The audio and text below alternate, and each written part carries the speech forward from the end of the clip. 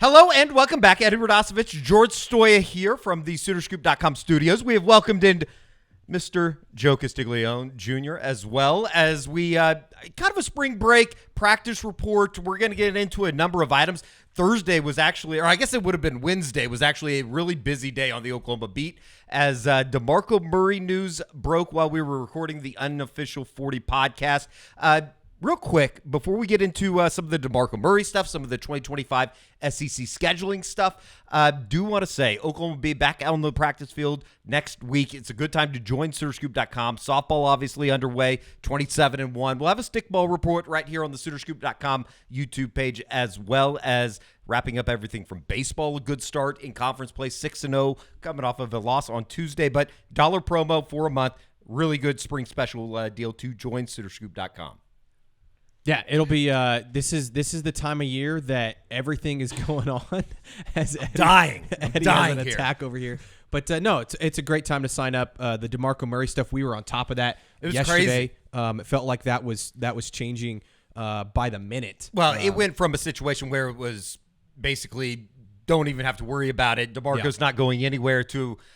We walk in Wednesday morning and it was kind of. I think there was about a 35, 40-minute period where it was kind of a reality of. I was DeMarco Googling. Murray's going to be the next head coach at Ohio, or not head coach, but running back coach at Ohio State. I was already putting together like, well, who's their running back hot board? Yeah. I was like, who are some of the names that they could go after? But definitely, one of those weird situations that I think that everybody looked at and said, oh, well, DeMarco's the lowest paid offensive assistant, $575,000 a year. So of course he wants to get paid more money. From our understanding, it had very little to do with money. Now, Ohio State came to him with a very generous offer. Yeah. Yes. And Oklahoma came back with their own lucrative offer. But, he has family.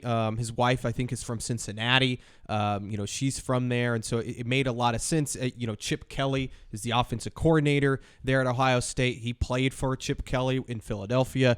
There were some connections. And it's Ohio State. I mean, let's be honest. I mean, that's a blue blood in college football. It's an attractive job. But at the end of the day, I think DeMarco didn't want to leave Oklahoma. Sure. Oklahoma made a very good offer, a 3-year contract, which doesn't usually happen with position coaches to offer that kind of a contract. And, Pete Nakos was the one that I think ended up reporting it for On 3. We were on it as well. But he's going to end up staying in Oklahoma, which is huge, I think, for Oklahoma. It's really big, Joe. Just in terms of keeping continuity within the offensive staff, it seems like, DeMarco, obviously, his connections back into the program. What do you think that does for the running back room? It's really huge going into this next year, the SEC, because we did have a lot of turnover, of course, with Jeff Lebby going to Mississippi State. And so if you lose another key cog of that wheel going forward to the SEC, especially with a lot of Oklahoma fans wanting to see that running game continue to be established, Gavin Sawchuk's development, and so on, it's really huge. And it probably was a very appealing offer to go to Ohio State. Sure. Not to mention they have two-headed horse up at in Columbus of Quinshon Judkins and Travion Henderson. Yep. So there's probably some desire to coach those guys, but I think it's really big moving into this offensive staff. And then you lose a key piece like DeMarco Murray during the spring where you have this install of a new offense. It kind of sets you back. And so not only from a continuity standpoint, but development, we've seen what he's done on the recruiting trail. It's really big for Oklahoma to keep him. It's interesting because I think the running back room, and we've talked about it here on the show before, George, just in terms of what it was last year. Yeah. I think people forget, maybe it was lost in the mix a little bit, that Gavin Sawchuk did have a really good into the season. The final third of the season, the final 4 games, getting 100 yards. The biggest question moving forward is going to be what Javonte Barnes does, as he comes back for his 3rd year in Norman. Yeah, and I think that's the thing with DeMarco. I saw a lot of people in the comments saying, well, what exactly has DeMarco done to earn a big pay bump? Those people aren't paying attention. One, Kennedy Brooks and Eric Gray had their best career seasons under DeMarco Murray. Last year, was the running back room mishandled a little bit? Yeah, but I also think there were some things out of DeMarco's There's control. A lot of things that we just don't know. Still have no idea what the hell happened with Javonte Barnes. You had Tawi Walker suspended halfway through the season for the UCF game. Gavin Sawchuk was not 100% until the back half of the season. And what did he do the back half of the season. I think he had 5 straight games to finish the year over 100 yards rushing, and I think he scored a touchdown in all 5 of those games as well. So I think that this is a big year in terms of development. Like Joe said, he's brought in some really good, talented players. Taylor Tatum's coming in this summer, and that was kind of my first question is when DeMarco was up for this job, right? Does Taylor Tatum go somewhere else? Does he look around? Do any of these other running backs, into the portal and the spring portal? So it would have been a really bad time to lose him. And I do think DeMarco is worthy of getting paid more money. And I don't think it's always been about the money for him. But I do think it'll be a nice pay bump. We'll see at the next Board of Regents, I think, which is in June, how exactly big. Because he got a $75,000 raise after the season. He went from $500,000 to $575,000, which is the 4th highest among running backs coaches in college football. Now he's about to get another bump. I would bet around $700,000, which would put him, I think, around 3rd. And Ohio State was already paying. Tony Alford was the 2nd highest paid running backs coach in the country before he left for Michigan. So it's going to be interesting to see how much he exactly gets paid, but I do think he's worth it. And like Joe said, the continuity, keeping this kind of offensive staff together, and as well as this running back room, which I think a lot of people think could be pretty good, sure. Was super important. Not to mention that, and it was something that we talked about on the official 40 this week, just in terms of DeMarco was a big advocate to keep the continuity within the staff when you go all the way back to December, and Seth Luttrell is named the offense coordinator or co-offense coordinator alongside Joe John Finley. Well, yeah, and that was another thing that a lot of people were saying in my mentions were, I'm sure DeMarco was pissed off that, Joe John got the promotion or Seth Luttrell got the promotion over him. DeMarco Murray wanted them to be promoted. He wanted them to be the next play callers. And so did Bill Bedenbaugh. I mean, both those guys were big advocates for keeping that continuity. So I think that was again not a part of why DeMarco was thinking about leaving. I think this was a situation where family sometimes comes first, and I think Ohio State's a really anybody good would job. get closer to home and be around their parents. Right, exactly. And again, it's a very attractive job. No doubt about it. Sam Franklin added to the mix for the spring. It's going to be really interesting. What are kind of your thoughts here moving into what will be the kind of the middle of Oklahoma's spring ball? Everyone wants to know, can Javante Barnes stay healthy? Yeah. Like George said, biggest question mark from last year, everybody was asking about the running back rotation. He would show up for a play or two and maybe at crunch time and disappear for games on end. But adding a guy like Sam Franklin, are they going to have a true running back rotation? It was very promising because if you look 5 games before the end of the year, Gavin hadn't really kind of shown up yet. And so Tawi was relied upon, maybe more than they would like to. But adding a guy like Sam Franklin, who I think the early reviews are, he's a pretty good player. I mean, he did a lot of productive things at Tennessee. UT Martin, Tennessee Martin. So he did a lot of things there. So he's got a lot more ready than they think. Going back real quick to what George was saying about DeMarco's desire maybe to be a coordinator, I think he kind of is on that Shane Beamer. I know it's mentioned before, that Shane Beamer trajectory of he might not be an offensive coordinator before he's a head coach. Yeah. And so, in the way that Oklahoma is starting to pay their assistants, they're not necessarily needing that title to get up to the close to $1 million marker. And so if he's not going to have that responsibilities, I think his end goal is to be a head coach more than an offensive coordinator. I think too, like when you look at his career path, and we haven't really asked DeMarco this, but I think he's not going to leave for another running back's job in college football. Sure. I think he could leave for an NFL running backs coaching job. I don't know. It would make a lot of sense if that was something that he would want to do, is coach in the NFL, or he's leaving to be an offensive coordinator or NFL head coach. That's why I think for us, Eddie, when it first came up, it's like, I don't think he would leave for another, not to say it's just a lateral job. Right. I think some people would view it, maybe Ohio State's a better job, maybe Oklahoma's a better job. But in a lot of ways, it is a lateral move amongst college football and running backs coaches. Whereas I think his next move is either an offensive coordinator, head coach, or the NFL. Not to mention the the situation Ohio State's in with their offensive coordinator position, Chip Kelly taking over. They overlapped with the Philadelphia Eagles, so there was a previous relationship there. At the end of the day, it's good news for Oklahoma. Yeah, it's great. They're going to get DeMarco back, and obviously it's going to be moving forward. Kind of an interesting position, especially here during the spring. Not to mention, we've talked about all the other running backs. Caleb Hicks was a guy a year ago that made a lot of noise during preseason camp and thought maybe he was going to be a guy that could be counted on it sometimes. Yeah, he looks the part. We'll see what he does this spring. Dalen Smothers obviously entered the portal, so you lose him, but you keep Caleb Hicks, who I think they really like. We actually saw some of Dalen Smothers last year in a limited role, but can he take another step? And then I think the X factor, the guy to watch, the wild card here is Taylor Tatum. Like, how quickly can he come in and contribute to this running back room? Because I think we all know he's super talented, number one running back in the country in his class. But, he comes in. He didn't come in early enrollee. He's playing baseball right now in high school. Apparently he's an excellent baseball player as well. I think he can contribute to Skip Johnson's group next year as a freshman. But how quickly can he adjust? And maybe even by the end of the season, would it shock anybody that all of a sudden he's their best running back? I don't think it would. It's going to be a one of those position groups, certainly over the next couple of weeks that we're going to pay a lot of attention to, and especially when we're able to get out and see them work out, and hopefully that comes this week, and hopefully we'll be able to talk to DeMarco as well as somebody like a Javonte Barnes to kind of get to the bottom of what happened in between the time that we talked to him in August at preseason camp over at the intramural fields or the rugby fields, and from the moment that it never really came to fruition for him in his sophomore season. So that was kind of the big news on Wednesday. I guess a smaller footnote when you start looking at the future, the SEC did come out with their 2025 schedule. Obviously, that is not this season, but the next season. If you were expecting any type of big changes to the schedule, you were probably disappointed.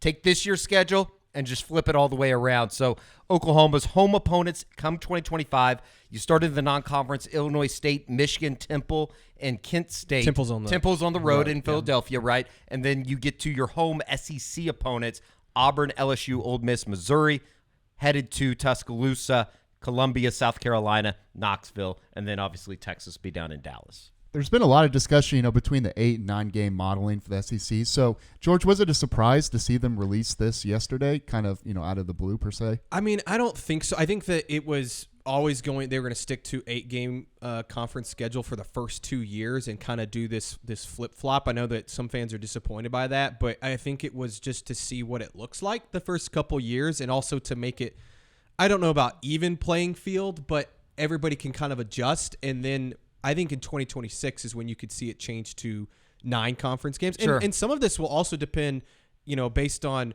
what does the college football playoff look like. If they're going to expand it again, then I wonder what the SEC and some of these other conferences will do. Also, what's going on with Clemson and Florida State. That could obviously change if one of those two teams or both those teams somehow end up in the SEC. They're going through lawsuits. So I think that they're just saying, okay, let's just stick to this for the first 2 years, see how college football changes, because it seems to be changing every single day, and then see where it plays. It is a little disappointing because I think that some people wanted to mix it up and see what it looks like in 2025, but I still think you get trips to Tuscaloosa and Knoxville, as well as South Carolina, which has a great atmosphere there. I think that those are going to be fun trips. And I know everybody's talking about the schedule and it being tough. And I was going to say, did Oklahoma get screwed by the idea that you're going to just turn around and play the same opponents in 2 years? Look, it's too hard to say. I think everybody, is saying, well, Ole Miss is going to be really good. Missouri's been really good. We'll see. We'll see if those two teams, those are not historically teams that have been able to string together a lot of successful seasons. Lane Kiffin could be somewhere else. Drinkowitz could be somewhere else. South Carolina, I would think, is probably going to have a whole new coaching staff. Maybe as much as we love Shane Beamer, they could have a whole new coaching staff in 2025. So I think it's too early to say. I mean, is it definitely difficult? For sure. But you are going to get a difficult schedule no matter what in the SEC. And the way that I look at it is, you only have 4 true road games in 2025. You got at Temple, which is going to be a fun trip going to Philadelphia. And I believe they play all their home games at the Link where the Eagles play. Which is going to be sweet. You go to Knoxville, definitely a tough test. That's going to be a tough place to play. We know that, going back to the 2015 game. Tuscaloosa is going to be an awesome trip. And then South Carolina. So you only have 4 true road games. Obviously, Texas and Dallas. But you get a lot of those good opponents at home. Auburn, Missouri, Ole Miss. And who am I missing? Auburn, Missouri, Ole Miss, and LSU. LSU. So to Norman. Look, I mean, it's a hell of a home schedule. You get Michigan at home too. Like, that's going to be awesome. Shout out to Illinois State, Normal, Illinois State, yeah, birthplace of Ed Radosevich. Well, I guess lived in Normal, Illinois. Whatever. You did? No, my dad. Oh, your dad. So, as far as the teams that are going to be coming in 2025, who are you most excited to see here in Norman? Is it LSU? It's LSU. Yeah. I think because LSU, they're going through a quarterback transition next Yeah. year. So what are they going to look like on that'd be year 4 of Brian Kelly era? Yeah. LSU's on that. And then kind of what George mentioned too. We know Ole Miss and Missouri are going to be good teams, but they've kind of pushed their chips to the middle for next year. So what are they going to look like in 2025? We don't know necessarily. So they're going to be great teams, but are they going to be the caliber they are this year? Sure. We'll see. That's yet to be determined. So LSU for sure. Auburn, I think they're going to be really good by the time with Hugh Freeze. That's exciting too. And then bringing Sharon Moore back to Norman. Yeah, a little is very homecoming, exciting. if you will. Yeah. It would be I think- interesting. I think too, like you also have to view it as Jackson Arnold also gets all those teams at home in his third season at Oklahoma, second season as the starter. So he should be more developed. He should be more accustomed to playing those big atmospheres where you get to go to Knoxville and Tuscaloosa. So again, there's a lot of people in my mentions, saying like you got screwed. It's too far in advance to say that, but also like. OU's playing in the SEC. Like it's going to be difficult no matter what. I know that Vanderbilt's not on your schedule, Sure. but like it is what it is. And I know a lot of people are saying, well, Texas has it easy. Texas in 2025 goes to Ohio State and to Georgia. I mean, that's not easy either. We also got to understand too with the 12-team playoff or what it looks like from 2 years from now. It's different. You can drop 1-2 games, Maybe even three. Yeah. and still get in the playoff. You don't have to run the table or maybe lose one game to get in the 14 playoffs. So it's completely different. Of course, you want to improve your seed, have a home field advantage, but it's a completely different goal than what you had before. No doubt. Nonetheless, it's going to be tough. The 2025 Yeah. schedule, just as much as, maybe not just as much, but 2024 schedule is going to be obviously very challenging. That's going to be even more challenging when you add Michigan to the rotation. Who knows what Tibble's going to be?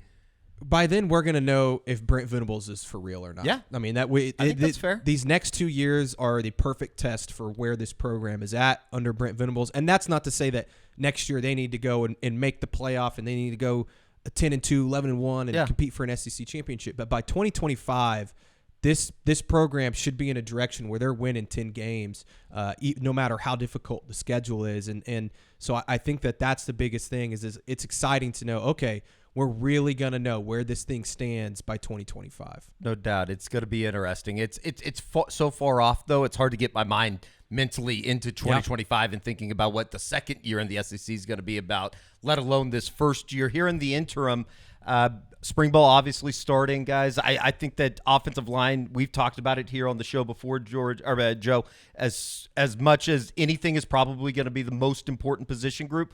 What is it for you kind of going in? Is it the offensive line that's going to be the most important for Oklahoma to take that next step? It is, but I'm going to take it one step back a little bit and say the entire offense. Yeah. Because this is the time to install Seth Luttrell's offense. So they're going to start to gel a little bit. You're going to start to learn from the bases of how to call the protections and how to call hot routes and all the communication. Not even to mention the communication with the helmets. Sure. So how is that going to change a little bit? It's going to be an interesting addition here this spring, working with that stuff. Without a doubt. And so finally we get to get rid of the signals. We'll miss the memes that come from that. But I'm going to take this and say the whole offense, especially that's why I think it's so important you're keeping DeMarco Murray because he's going to be here to install. So developing that, installing that, so when they roll into fall camp, you're not as worried about installing your offense. You're worried about really getting developed and really getting ready for the season. No doubt. On the last show, George, we had talked about just in terms of special teams, we talked about Doug Deacon coming into the program. It's going to be interesting to see kind of what that is in just as a totality here over the course of the next couple of weeks when they return. Yeah, it's funny. Everybody's talking about the offensive line competitions, the defensive line competitions, and those are certainly important, and those are bigger competitions in terms of winning and losing games next year in a big perspective. But I think kickers may be the biggest competition going on in terms of an individual position. And you look at those three guys, Liam Evans, the freshman coming in for Moore, Tyler Keltner, who I've heard has a bigger leg than maybe some anticipated. He's come in from Florida State where he was the backup. And then you've got Zach Schmidt, who, look, I think he's got a big leg. Yeah. It's the accuracy part. So You got to make them when you get out there. Yeah, following that competition is certainly going to be interesting. I think punt returner is going to be interesting. Sounds like maybe Gavin Freeman is injured. I don't know. We've kind of talked about that. We don't know. Has there been any truth to that? I saw the. I haven't heard anything, so I don't want to speculate. I don't want to speculate. But who's going to replace him? Maybe, or maybe does Gavin win that competition back? We'll see. They bring in Dion Burks, who I know wants to compete for that job. Andrew Anthony coming back from ACL. Can he be in that? Jalil Farouk, who's on kick return. I think Peyton Bowen wants to throw his name in the ring. So I think all of the special team stuff is going to be very intriguing to watch. And I know it's not always on everybody's radar. Sure. But that is certainly a spot that Brent Venables said at his press conference that they have to improve at. It isn't until it is. Oh, yeah. Exactly. Yeah. 100%. Joe, and just in terms of guys that maybe haven't been talked about, we have like Samuel Omosigo for me, Lewis Carter for me they're very interesting players moving into the spring because you want to see those guys take a jump. Who would be on kind of your bubble as far as a guy that maybe nobody's talking about right now? I won't take the easy way out and choose those two, but everybody got so down on Jalil Farouk after the last performance, but if you look at the Texas game, he easily had his best game of his career. I'll take him because everybody's excited about Dion Burks. Can he be a formidable number 2, number 3 guy? Yes. We all know him, but I don't think people are talking about him just because of the taste that his performance in the Alamo Bowl left his mouth. And then on the defensive side, I'm really excited. I'm going to take a guy who's played a lot, but have we seen his potential yet? And Jaron Kanik. I think we kind of started to take his play for what it is towards the end of the year, but can he take that next step? We look at all the physical tools he had coming out of high school. Can he finally turn those on into Brent Venables' defense? Because once again, you're going to need that running back rotation to run deep, and you're going to run it constantly playing in this conference. And so can he take that next step, and can he look like the player that they thought they were getting with him? That linebacker room is going to be interesting. Yeah. Because I think that Kanik, like Joe said, he's got all the physical abilities, but can he beat out a guy like Kip Lewis who just it seems like his instincts are just off the charts. And you may not have to beat him out. You may just have to look like a lot more formidable option when you are in, or there's going to be injuries. It's part of the game. So when we saw it last year. Danny Yeah. Stutzman goes down, and those guys have to step up. And I think, too, I would not be shocked if they do some 3 linebacker schemes where all of a sudden you've got 3 of those guys out there and they can all make plays. And obviously Danny's going to be out there for the majority of the season. But, Ken Kanik and Kobe McKenzie, another guy that I thought played really well. Be mentioned when you're talking about the linebacker position. And I think that one name, too, to watch and not at linebacker is Robert Spears-Jennings. Yeah. And I've been kind of on his train for a bit. But from my understanding, the staff loves him. I think he's already had certainly one of the hardest hitters in that secondary. Oh yeah, and I think he had a really good end of the season. He kind of showed his ability. I think it was that Bedlam game that he came in and replaced Key Lawrence and played really well. I wonder if he ends up starting at safety for OU across from Billy Bowman. It's going to be a lot of fun here over the next couple of weeks to kind of just familiarize ourselves with what is going to be a kind of a monumental, historical, if you will, type of year for Oklahoma with the move and everything that comes to the SEC or comes to the Oklahoma program by way of the SEC. So you got your 2025 schedule. You got DeMarco staying here in tow for the next couple of years at least. We'll see, unless he, something else were to come up. You and never as know you said, I think the NFL is definitely something that is going to be on his radar. And Kerry Murdoch from SoonerScoop.com from right here had reported that he had interviewed for an NFL job earlier this spring. Jeff Lebby tried to bring him to Mississippi State. I mean, he's a wanted man. Yeah, people want DeMarco Murray. They look at his recruiting prowess. They look at his NFL background, the way that he can coach and develop these guys. He's going to be wanted every single. And that's the thing about this staff too. A lot of these guys are wanted. Bill Beatenbow was wanted. Todd Bates obviously been wanted. So that's what happens when you put together a good staff. Is everybody's trying to steal some of your coaches? It's a good problem to have. Yeah, is it not? It's a great problem. It's not like these guys aren't wanted. And the thing too is that it's that, and then these guys clearly want to stay because I think that DeMarco's taken. Look, he's going to get a big pay bump from Oklahoma, but he probably could have got paid more at Ohio State. Todd Bates, I know LSU, Auburn, those type of schools were wanting him this offseason. I think they probably could have paid him a little bit more, but he wants to be at Oklahoma. He wants to see this thing through. Same with Bill Beatenbow. I mean, Alabama wanted Bill Beatenbow. I'm sure Alabama can pay him maybe a little bit more than Oklahoma, but he wants to stay at Oklahoma. They want to see this thing through. They want to see this thing work, and I think that they love the school and the program and the way this thing's headed. No doubt. All right, gentlemen, we appreciate it. We will be back for a little bit more here in earnest coming up next week when Oklahoma gets back out on the recruiting trail, or not recruiting trail, but the practice field. And the we'll recruiting trail. We'll go from It there. never There will be a stops. lot of Yeah. recruits coming through, and we'll catch up with Josh for a little bit of that. So for George and for Joe, I'm Eddie. We'll see you right back here on the SoonerScoop.com YouTube channel. Just end it.